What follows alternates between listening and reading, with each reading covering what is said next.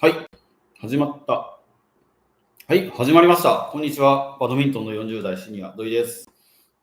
ごめんなさい。ちょうど今、食事中からの流れの、ライブ配信になってます。いつものライブ配信になってきました。よろしくお願いいたします。はい、ということで、今週の振り返りにもなるんですけれども、今週、ちょっとこれなんか見えにくいですね。こうしましょう。はい。今週のチャンネル登録者数の方、登録者数の方っておかしいな。チャンネル登録、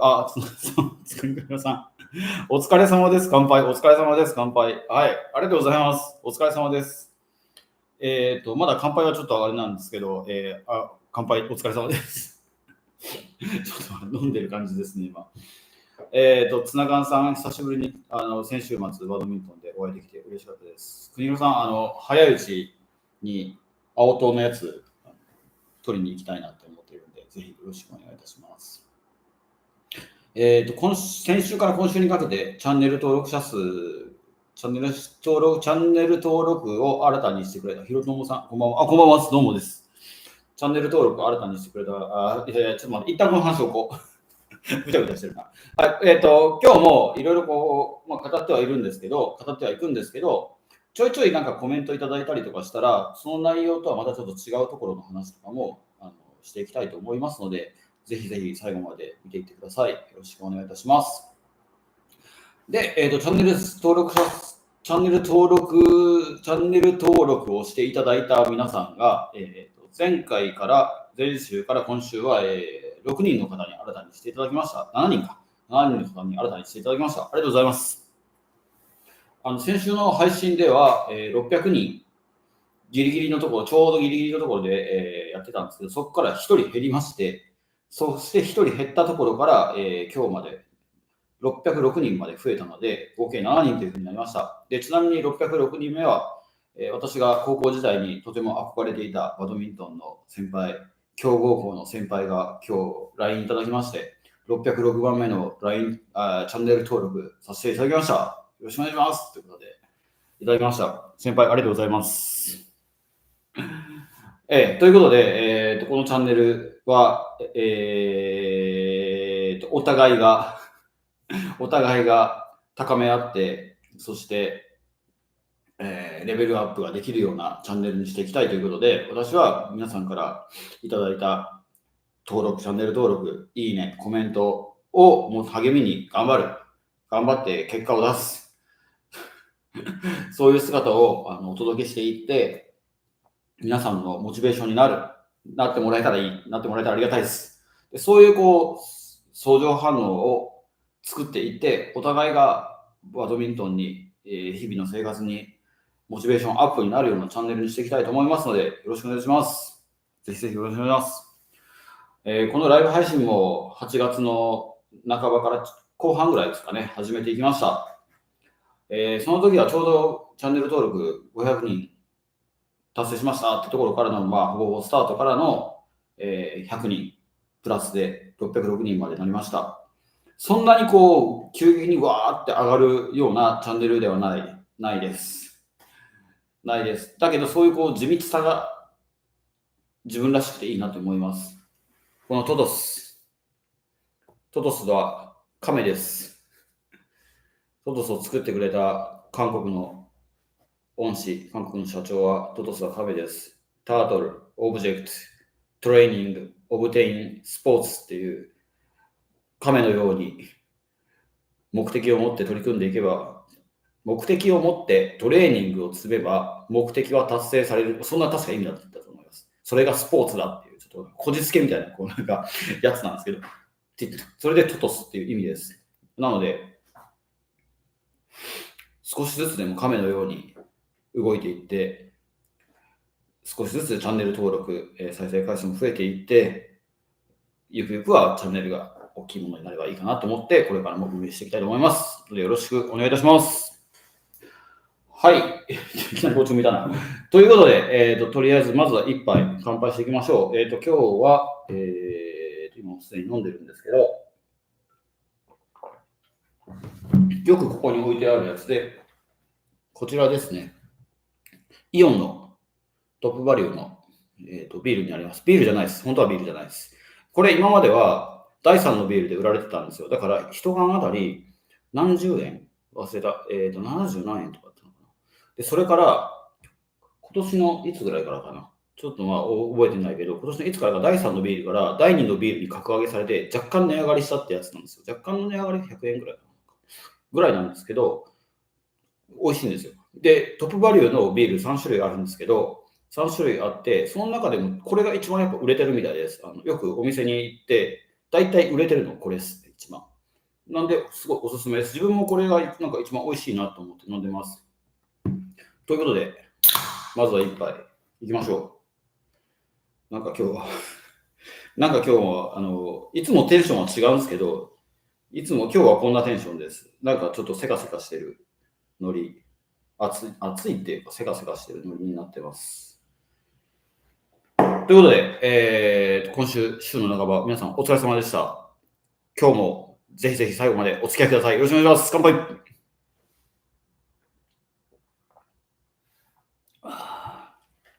まいですね、ビール。はい、ということで、今日のライブ配信はこんな感じになってます。はい。一つ目、10月の振り返りと11月の計画ってことで、ここは多分一緒くたになります。で、明日からいよいよ全日本シニアの50代以上が始まります。そこでの自分のなんか立ち位置っていうのをお伝えして、で、最後に今週の動画っていうふうになってます。ぜひよろしくお願いいたします。じゃあ、10月の振り返りから11月の計画っていうところでお伝えしていきたいと思います。だけど、なんかそのちょいちょい何かしら聞きたいこと、もしくは質問するネタあったら、それは質問全然してください、いろいろ。自分がわーって喋りすぎるのも、一歩都合すぎるので、やっぱ欲しいです。欲しいっていうかそういう返信はあれば嬉しいです。嬉しいです。確かに嬉しいです。なので、なんかあればですね、ちょいちょいツッコミ入れてもらえたらありがたいかなと思ってますので、よろしくお願いいたします。はい。ということで、10月の振り返りなんですよ。10月、なんかね、書いたものがあればよかったんですけど、10月の、初めの頃にお伝えした10月でのスケジュールは、本当実践をメインにした練習を展開していって、日曜日には、10月15日にシングルスのゲーム練習会を開きました。そして10月の22日には、下関のジュニアのチームに1日練習に行って、ゲーム練習まで最後しっかり取り組んでいきました。で、先週の日曜日の10月29日には、九州実業団っていう九州県内の実業団チームが集まる大会に、こんな40代のおじさんでも参加できるっていうか、チーム編成上参加する運びになりまして、出場していきました。で、そういう日曜日には今まで結構休みを取ってたところから、もう大会前2ヶ月も切っていく中で、実践の練習を入れていきましたっていうところです。で、これが本当に良かったんですね。今まで、去年の全日本シニアとかだったら、もう試合前、大会前、本番でも全然そういう本番の想定した練習とかっていうのはもうほぼほぼやらずに、いつも通りのルーティンをずっとやっていって本番を迎えようっていうふうにやっていったんですけど、やっぱりね、違いますね。全然21点の3ゲームのシングルスの試合を毎週やってくると、全然コンディショニングが上がってきます。上がってくるっていうのは体のコンディショニングがとかいうよりも、その考え方、ゲームに対しての考え方のコンディショニングがすごい上がってきました。で、そんな中で、自分これ今までなかったし、全然何してたんだろう、俺。ようこんなんがないで、ここまで来れたねって思ったところが、自分がやりたいシングルスのビジョンがあんまり見えてなかったんですよね。本当なんか、簡単に言ったらダブルスだったら上から上がってきたら上から攻撃するよみたいな簡単な攻撃するビジョンっていうのはあると思うんですけど、シングルスにおいて自分はどういうふうにして勝っていきたいのっていうところがなかったところが気づかされて、でそれがないからなんか試合をしててもとりあえずつないで相手がミスってわーって喜んで勝ってますみたいな、内容がなんか薄い試合だなとかって思って、いつも思ってたところやったんですよ。そこを、こうやって実践の練習がずっと続いていく。で、実践を今ベースに練習していく中で、ちょっと待ってと。俺のシングルって何なんだろうみたいなことを改めて考えさせられて、で、そこでそういうなんか自分はこういうシングルがしたいんだっていうのを明確に見えることができて、でそこからなんていうんですかね、試合を作る感が生まれてきたっていうとこになってます。でまだまだたどたどしいですけどね。逆に言うとよくそんなんがないでからここまでプレイできてるなって不思議に思うぐらいですよ。何もない。この間のちょっと話はちょっとずれるんですけど、初級者ぐらいの方の試合のコーチングをしてて、でその人にも聞いたんですよ。いや、どういう信頼をしたらなんか勝てるとかいう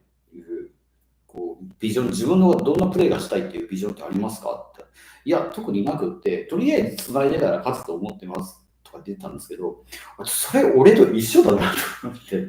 その初級者の方が考えてるぐらいのレベルを自分も考えてたっていうぐらいのことしか考えてなかったっていうなんかね、ところが、俺相当戦術面とかってなんか、何も考えてなくって今プレイしてたんだなって少し反省したところやったんですよね。反省でした、本当に。で、それを8月ぐらいからいろんな方にアドバイスもらいながら、プレイをしてて、で、こういう YouTube を通していろんなコメントいただいたりとかして、聞いてて、自分は多分間違いなくそういう戦術面が弱いなっていうのも分かってきだしてたから、今年にかけてはその戦術を磨こうというのは特に意識してたんですけど、そこに来て相手はどうとかじゃなくて、自分がどういうプレーをしたいのっていうのはそもそもなかったっていうのに気づかされたところが、大きかったところ。でだから逆に自分がこういうプレーをもともとしたいんだよっていうのを出していくことをまず作ることが大切だなっていうのが分かって、で、それを踏まえて、シングルスを組み立てっていうことですね。組み立てることができるようになってきたっていうことです。今までだったら、どうだろう。今までの試合を振り返っていくと、その自分はこういう試合がしたいっていうのが分かんなかった時は、とりあえず球をなんか散らして、つなげて勝とうとか思ってたけど、ある程度自分はこういうシングルしたいんだよっていうのが分かってきだすと、その球出しってなんかおかしいよねっていうのが結構いろいろ出てきだして、自分の苦手なところにも球が行くじゃんっていうのを友達も結構してたんですよね。だからね、そういうところが見えてきたのは、すごい、今回プラスになったところだな、10月期はプラスになったところだなって思ってます。本当に良かったです。で、その中で、練習会でいろんな3、40代の同じぐらいのレベルの人たちと試合をしていき、で、10月22日では、ジュニアの小中学生のクラブに行って、中学生の、結構強いことの試合をしつつ、で、10月29日にですね、九州実業団に出て、実業団のプレイヤー、そのランク分けがある試合じゃなくて、一般的な九州の実業団チームのつわものたちが集まる大会に出場していって、そこでいろんな人たちと特に若手ばっかりですので、若手とシングルすることができたことはすごい良かったなって思ってます。ちょっといっぱい飲みますね。で、ちょっと余談なんですけど、実業団のなんかチームっていうのが、昔に比べると、なんかチーム編成っていうかメンバーが変わってきたところがあって、これは福岡県内だけかもしれないし、その九州もちょっとわかんないな。福岡県、その辺周辺地域ぐらいで考えてもらえたらいいんですけど、実業団チームって自分らが実業団チーム立ち上げた時とかっていうのが、すごい強豪チームなんだろう、強豪チームと、一般的なチームの、結構差が大きかったかなっていう印象があって、昔の実業団チームとかっていうのは、選手が、バドミントンがめちゃくちゃ上手な人たちが採用枠があって、そこに入っていくっていう、強豪チームイコール実業団という感じで、それ以外の実業団チームっていうのは、入社試験とかを受けて、通って、でそこにバドミントン部あるよっていうことで、そこでバドミントンをしてる人たちがやってる実業団みたいな、上層部の実業団と、ちょっと下ら辺の実業団チームと2つぐらいなんか階層があったかなって感じだったんですよ。だから、うちみたいなトトス北九州クラブチームの実業団っていうのは、比較的ちょっとなんかずるくないみたいな実業団チームやったんですよね。言ってみたらクラブチーム実業団だから、採用されて入るわけじゃなくて、入りたいって言ったらいいよっていう感じで、入れる形態だから、できた当初とかは、すごいそれってなんか、ちょっとね、汚くないっていうか、ずるくないみたいな感じで言われてたんですけど、最近、この本当何年とかわかんないけど、この傾向、実業団チームの傾向っていうのが、トップチーム級のめちゃくちゃ強いチームみたいに、めちゃくちゃ強い人たちがそういうチームに入るばかりじゃなくて、一般的な実業団チームですね。全日本とか SJ リーグに出場するかしないかぐらいのチームとかでも、地元でそこそこ強い人たち、強いバドミントンの選手とかいたら、バドミントンを関連して、なんか採用枠があるのかな、なんか具体的によくわかんないけど、そういうちょっと地元で強い人とかでも、実業団がある会社、事業所とかに入れるっていう採用枠が今なんかあるんですよね、いろんな会社に。だから、今までだったらトップ級のところがあって、そこから下って結構なんかそんなにめちゃくちゃチームがあって混戦するようなことはなかったのかなって昔の実業団見てると思うけど、今の中では結構いろんな事業所がこのトップの、こっちの福岡で言えばトヨタ自動車九州が強いけど、トヨタ自動車九州以下のチームも結構混戦でいろんな、なんですかね、強豪選手が揃ってるチームとかがあったりするっていう事業所、実業団チームが多い現状です。だから昔に比べて、トトス北九州、クラブチームだからいろんな人が試合に出れて、なんか羨ましいよねとかっていう、羨ましがられ方はなくなったかなっていう。逆にうちが羨ましいと思うのは、実業団チームイコール会社だから、その会社イコール採用枠があるから、その採用枠っていうか、選手を取るっていう仕組みができる実業団チームってやっぱ羨ましいなって。やっぱ誰でも入れるよとは言いつつも、そこにやっぱ仕事があってお金がもらえるっていう枠があるなら、やっぱそっちにみんな行くと思うんですよ、やっぱり。で、人が集まってるからなおさらですね。なんかね、だから今の、今回出た九州実業団も、昔の九州実業団に比べると圧倒的に上のトップのチーム以下のチームがめちゃくちゃレベルが上がってるっていう印象ですね。各チームにいろんなつわものたちが揃ったチームが揃ってます。その地元で活躍してる選手とかはそこに行っちゃうからね。だからトトス北九州はそういう意味ではなかなか厳しい現状かもしれないですね。ただ、うちはうちでなんか自給自足的なシステムを作っていってたので、学生時代から子供たちを育てていて、そこである程度大人になった時にトトスに帰ってくるような仕組みを作っていたので、もう何年か前までは。でそんなんがあって、今はトトス北九州にも若手が何人か帰ってくるシステムができてきて、若手がだんだん増えてきてるっていう印象はあるけども、でも、競合、本当地元で強い子たちっていうのは、そういうのが企業の方に行っちゃうっていう感じで、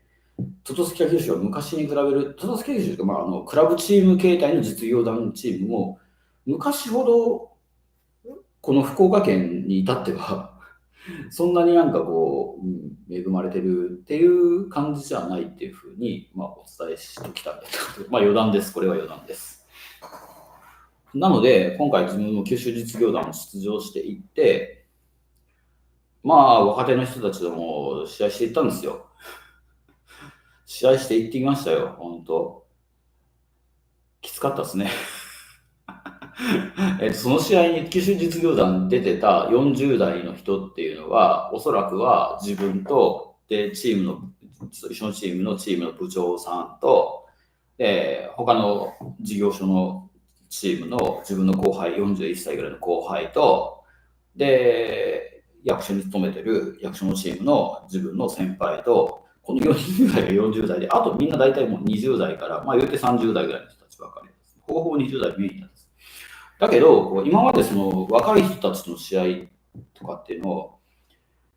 あんまりこう大会で当たることも最近なかったんですよね。でも久々そういうこうガチのメンバーの中で若手と試合をさせてもらって、で、全然ダメかなとか思いきや、案外、あの、通用したんですよ、自分も。通用したところが、まあ一応、シングルスは3試合して2勝1敗っていう成績だったです。2勝1敗。で、そういうこうなんか若手と試合して、もう今までだったら圧倒して負けてた自分がいたにもかかわらず、今回は、なんか、いや、意外になんかできたよねっていう収穫があったところが嬉しかったところです。嬉しかったところです。でも逆に、もうちょっとできたのに、でも、もうちょっとできたはずなのに、でも結局やっぱ若手のこう、なんか速い球にやられたよねとか、強い球にやられたよねとかいうところもあったところは悔しいところだったかなと思います。ここはね、なんか後にこう11月の計画っていうところにもちょっとつながってくるんですけど、なんか自分で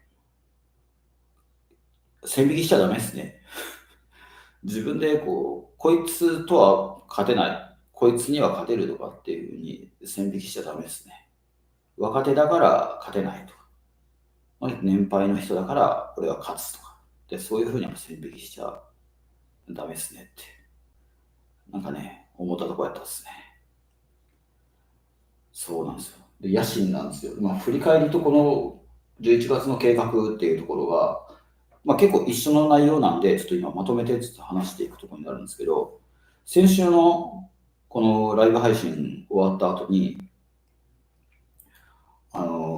ツイッターがあって見てたら、ちょうど堀江貴文さんがつぶやいてたツイッターがあって、それが目に留まっちゃって、で、それにすごいこうなんかね、反省っていうか、なんかね、なんていうかね、すごい心動かされる内容やったんですよ。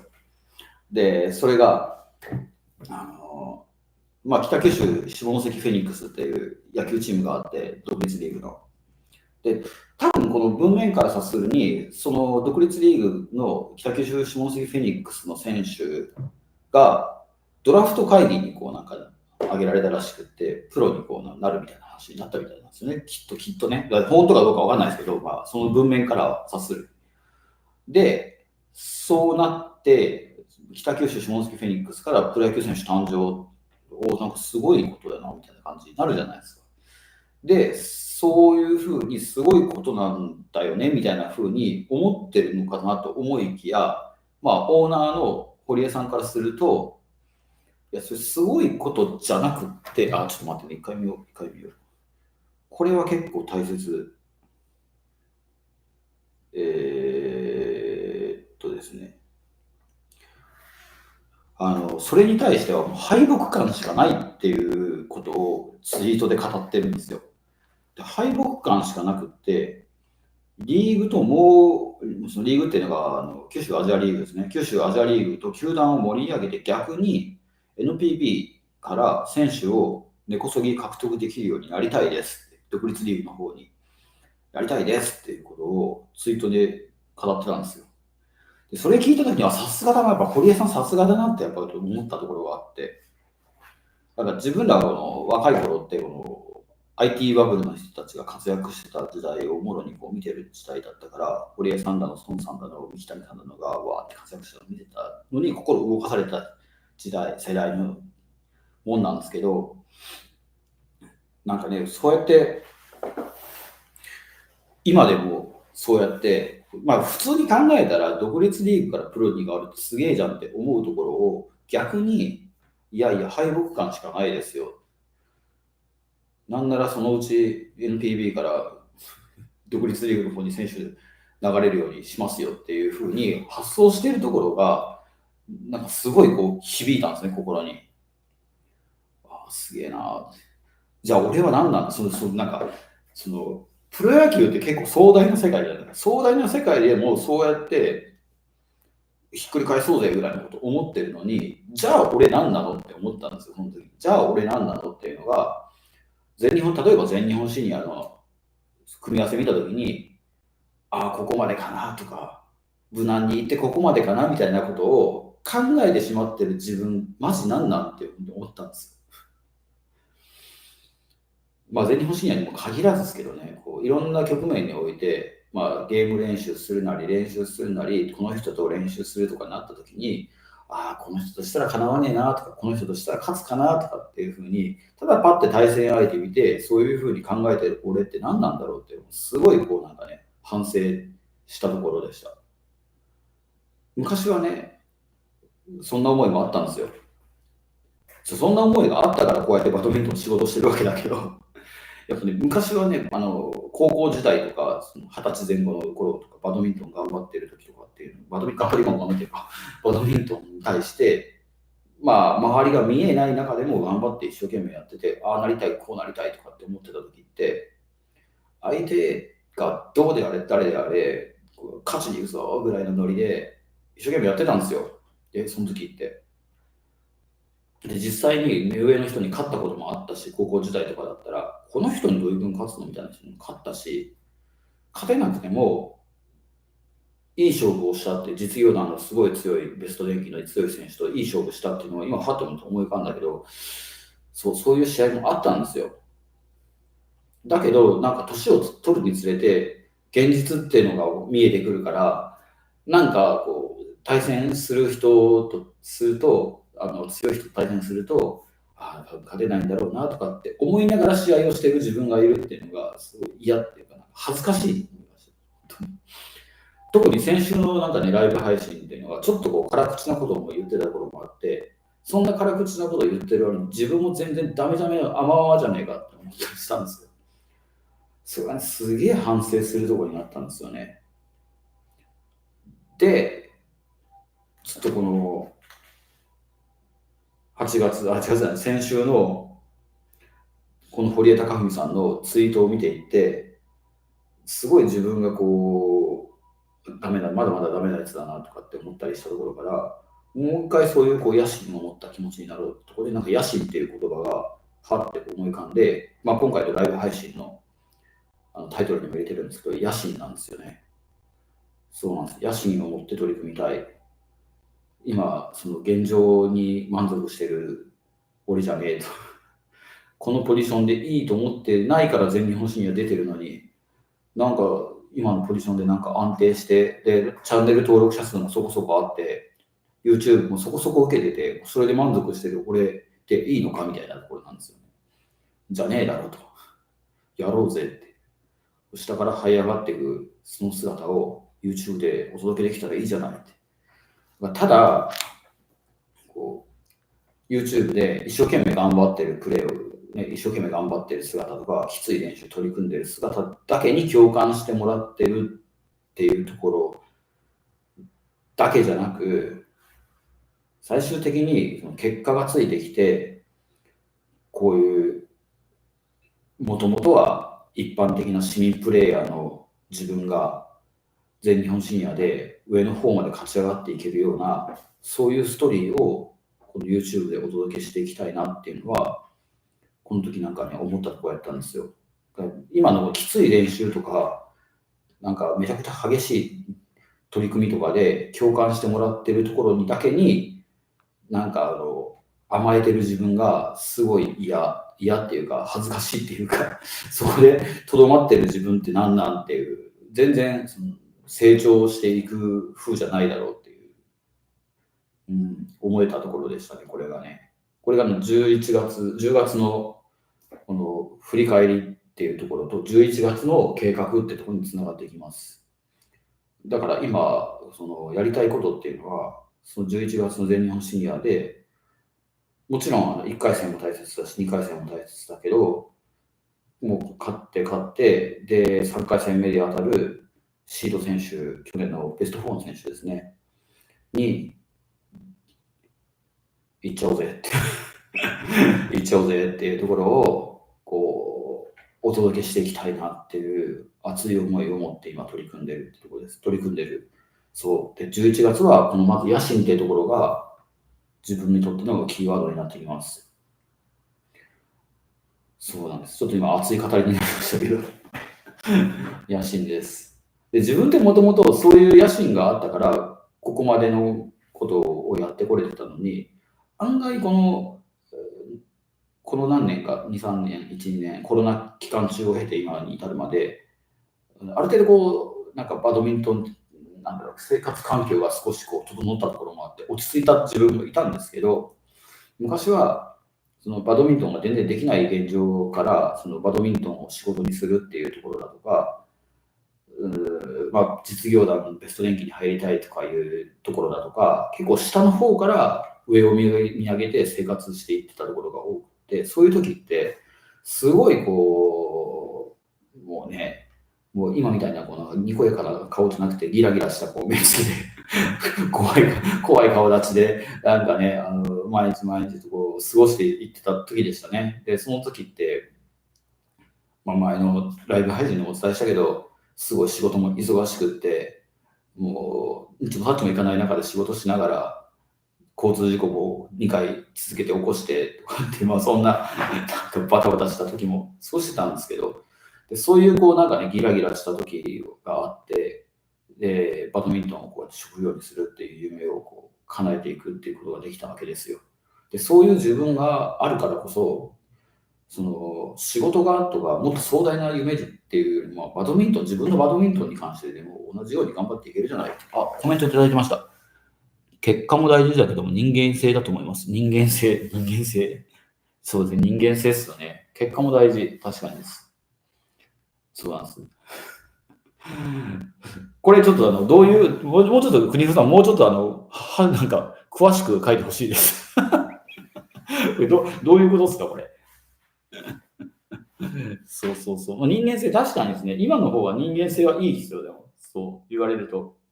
あの頃結構30代、20代の頃って人的にもちょっと良くなかったっていうおかしな感じだったんで、今の方が人間性はいいです。だからそれを踏まえた上でも、今改めてもう一回勝ち上がっていきたいなっていう思い。今この現状で満足してるんじゃなくて、そこひっくり返そうぜっていう思いを持って、これから取り組んでいきたいなっていうところになってます。で、そうなんですよね。それで、昔それこそそういう時代にちょっとつぶやいてた、なんていうんですかね、俳句になるのかな。俳句ですよね。高杉晋作さんの時世の句っていうのがあって、で、これをよく自分はですね、なんかちょっと自分が劣勢になった時っていうか、落ち込んでる時とかに、パって読んでたんですけどね、面白きこともなきを面白くってやつですね。今の中でも、面白くなくはないんですよ。面白くなくはないけど、全然むしろ面白いんだけど、自分が全日本シニアですごい勝ち上がれる人になったりするっていうのって、なかなかですね。なかなかですよ、これって。その全国の元々の重さたちがそのまま今でも頑張ってやってる中で、自分みたいなペーペーが上に勝ち上がっている姿ってなかなか面白いことと思いますよ。でそういうことをちょっとね、作っていきたいよねっていうのが、今回、全日本シニア11月に向けてですね、思ってる野心っていうところになってきます。こんな心意気なんですね。心意気のところです、これは。で、そこからプレー面のことなんですよね。プレー。ちょっと喋りすぎなんで一回飲みますね。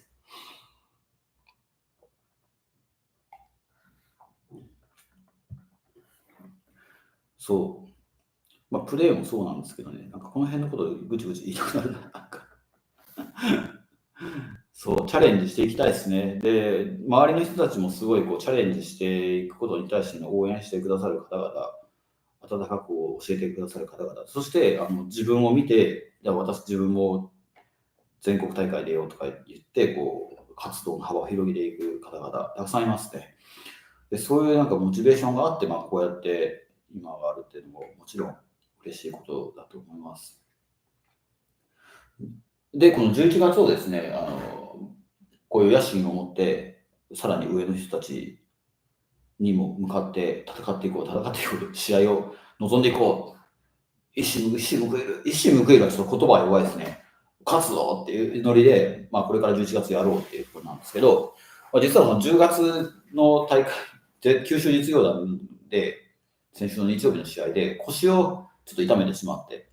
めちゃめちゃ床が滑る体育館があって、床が滑るけど一生懸命プレーしたがあまり、ちょっと、若干腰痛めてしまったので、今週いっぱいは今、ゆっくりめに練習しながら調整しているところです。で、この九州実業団の中で、一個浮き彫りにやっぱり出たし、もともとあったなっていうところが、やっぱ改めてここで明確にしなくちゃいけないっていうのことが、シングルスをした3試合のうち、3試合しました。3試合のうちというか3試合しました、シングルス。九州実業団で2勝1敗でした。頑張りました。よく頑張った。若手に勝った。で、その人たちの試合を振り返ると、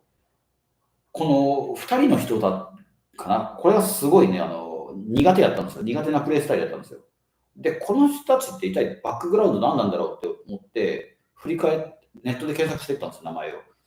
で、そしたら、1人の人は、大卒で、そこに就職していった選手で、福岡県総合ベスト8とか入ってた人ですね、ダブルスで。で、もう1人の人は、佐賀県の醤油会社の実業団チームですね、醤油会社の実業団チームで、よく見たら20前半ぐらいの子やったんですよね。前半ぐらいの選手だったんですけど、その子もよく見たら、高校時代のインターハイ選手、佐賀代表のインターハイ選手、ダブルスでやったんですよね。で、2人共通するのがダブルスプレーヤーやったんですよ。で、ダブルスプレーヤーのシングルスっていうのが、もともと自分はすごい苦手だった。苦手だったからこそ、今年1年間、自分もダブルスの練習今までしなかったけど、ダブルスの練習とかゲームに入っていって、ダブルスプレーヤー対策をしていこうっていうふうに考えてやってたんですけど、だけど、そのダブルスプレーヤー対策、自分がやってきたダブルスプレーヤー対策だけじゃ、あんまりまだ、克服できたっていう実感が持てなかったんですよ。持てなかった。ただ単にダブルスと一緒に入ってプレーしただけじゃ、大丈夫っていう感じでもなかったですね。この苦戦したこの2人、1勝1敗です。1勝した。で、もう佐賀県の方の選手とはちょっと負けてしまった。手応えはあったけど、でも勝てなかった。もう同じパターンでずっと繰り返し負けてしまった。で、それってただ単にダブルスのなんかラリーに慣れただけじゃ勝てなくって、やっぱり戦術を学ばなきゃいけねえよっていうことで、改めてダブルス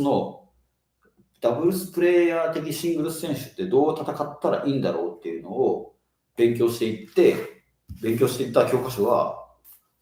これなんですよ。多分持ってる人もいるかもしれないけど、ホセマリ先生、藤本ホセマリさん、ホセマリ先生です。自分にとってホセマリ先生のバドミントン本です。これはすごい戦術が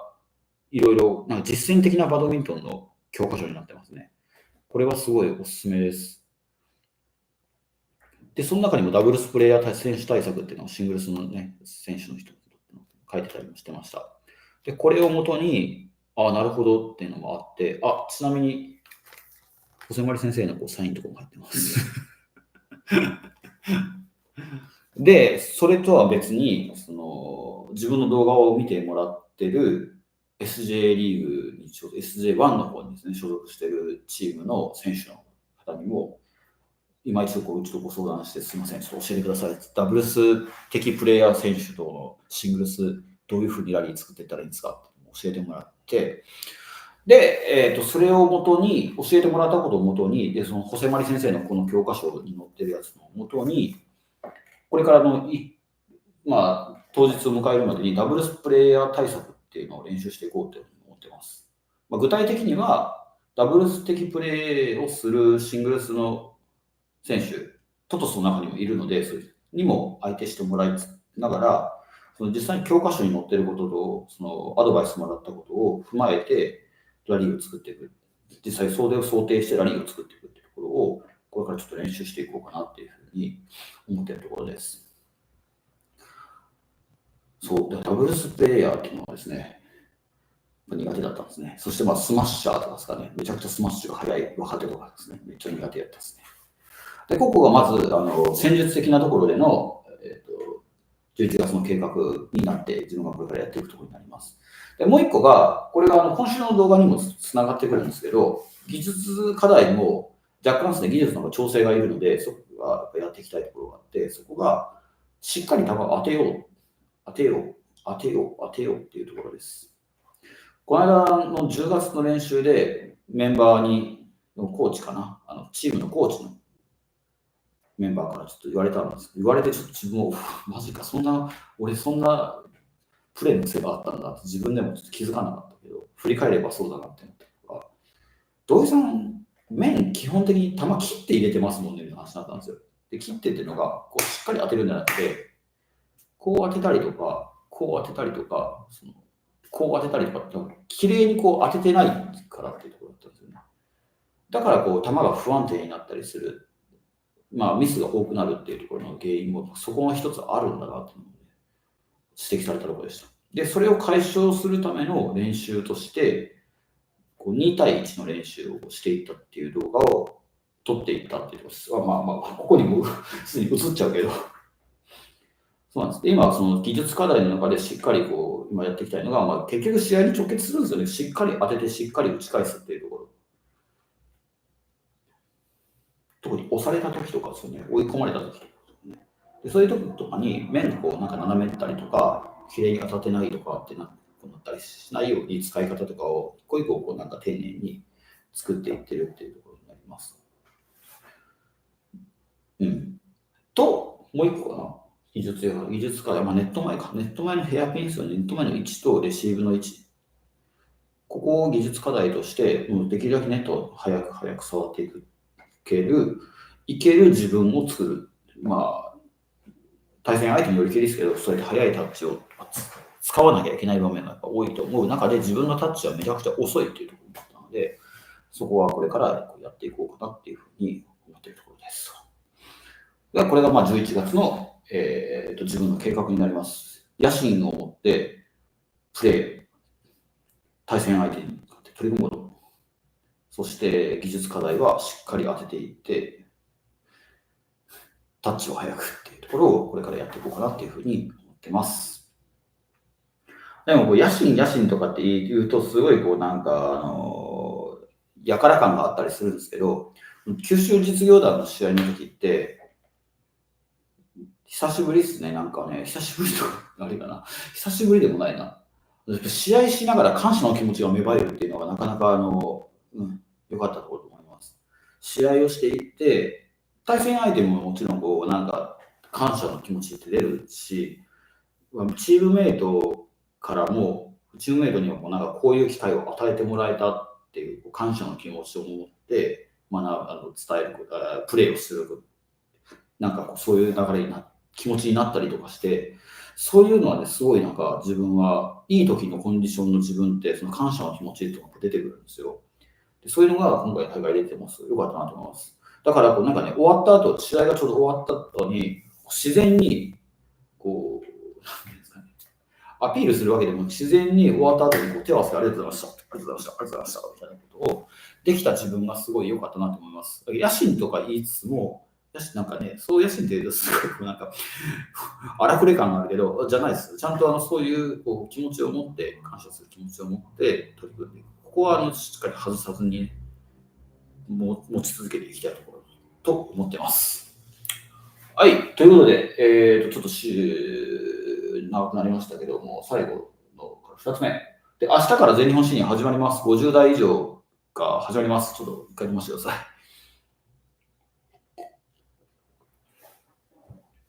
明日から50代以上が始まります。明日からの全日本シニア、全く自分は無関係、年代がないから無関係かと思いきや、明日11月3日はメイン会場の総合体育館の、13時からですね、審判のボランティアに行って、最後までずっと審判を取り組んでいきます。そして11月4日です。11月4日は、若松体育館の方に行って、トトスの女性の方が75歳代でシングルスに出場するということで、そこのコーチングに行きます。この75歳代の部に出る女性の方、この方も私と同じようにチャレンジャー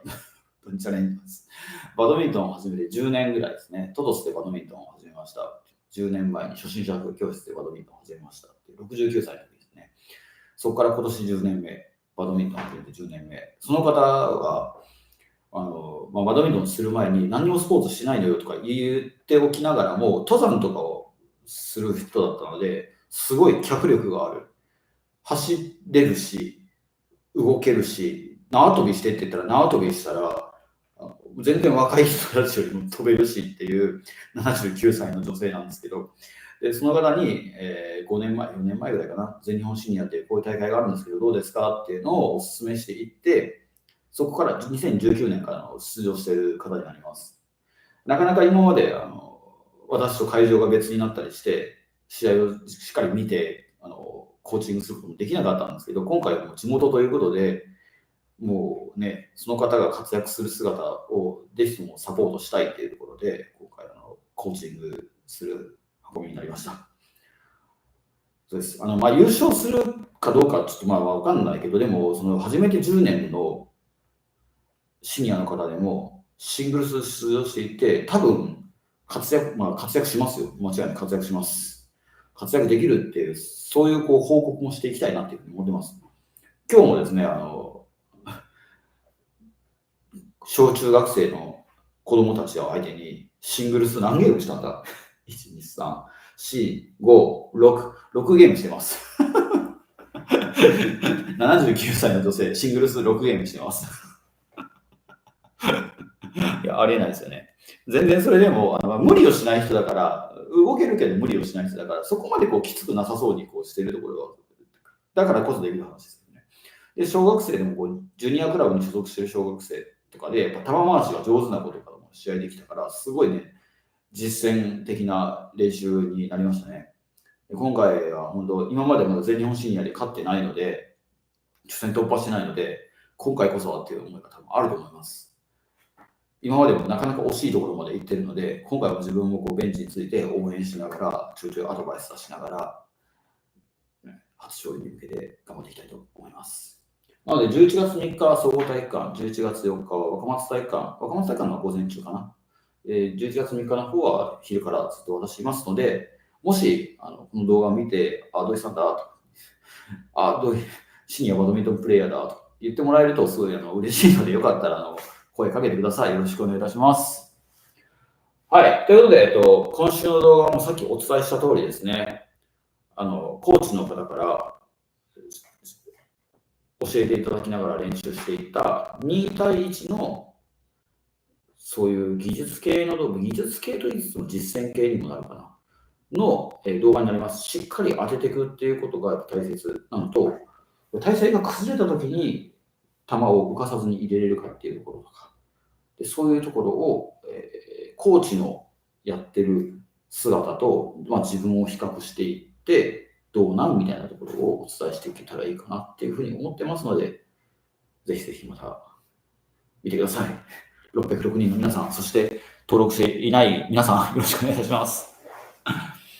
はい。ということで、今日はちょっと語りの部分が多かったです。自分の燃える気持ちがあったりもして、なかなか、はい。語りの部分が多くて長くなりましたけども、今日こんな感じで終わりにしたいと思います。じゃあ今週末ですね、明日から全日本シニアの皆さんもいると思いますし、今週末別の大会もあると思います。自分は11月5日の日曜日から韓国に行って、プサンのバドミントンチームと交流をするということで、韓国に行ってきます。トトスの人たちと一緒に行ってきます。でそこで一旦休憩っていうか、ちょっとゆっくりしながら、バドミントンしながら、で来週からが本格的に全日本シニアに向けてスタートしていきたいと思います。はい。ということで、最後はまたいつも通り乾杯して終わりましょう。皆さんにとって週末、素敵な週末、そして素敵な全日本シニアになりますように祈願して終わります。乾杯。お疲れ様。国枝さんお疲れ様でした。お疲れ様でした。国枝さん、また結果も大事だけども人間性だと思うよというところ、また今度教えてください。